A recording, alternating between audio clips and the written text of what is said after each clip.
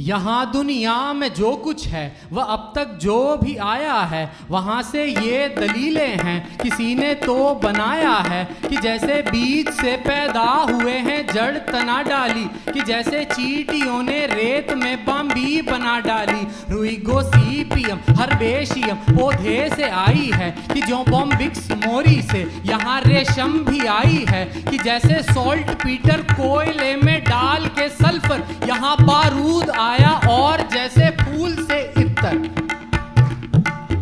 बहुत लंबी है गिनती पर यहाँ से ये बताना है कि इससे तर्क मिलता है, कहीं से तो ये आया है, किसी ने तो बनाया है, मगर फिर ये भी तो है ना इसे इसने बनाया था। उसे किसने बनाया है? उसे जिसने बनाया था उसे किसने बनाया है?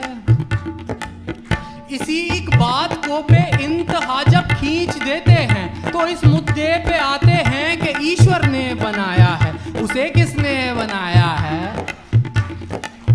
उसे किसने बनाया है?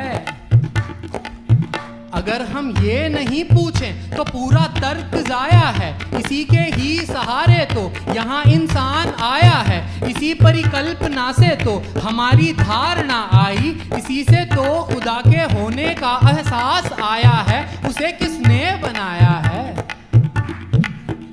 अगर उत्तर है ये उसको किसी ने नहीं बनाया है, तो अब तक आपने हमने महज भेजा खपाया है, तो अब तक आपने हमने महज भेजा खपाया है। अगर ये बोल सकते हैं कि एक तदबीर है ऐसी जिसे कोई नहीं गढ़ता, कोई तस्वीर है ऐसी, तो फिर इस कायदे से आप भी ये मानते हैं कि कहीं अस्तित्व में है कुछ बनाए बिन किसी के भी।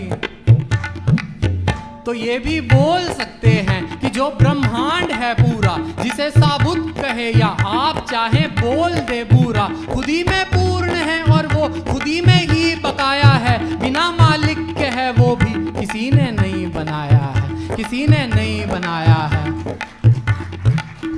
भला जब दूर इतना आके भी रुकना ही था सबको, किसी के सामने बिन तर्क के झुकना ही था सबको, तो फिर रुको जहां मन हो, तो फिर रुको कहीं पर भी, रुको फिर आसमानों में या चाहे तो जमीन पर रुको माँ बाप पर अपने, या रुक सकते हो दादा पर, रुको तुम एक नर पे या रुको तुम एक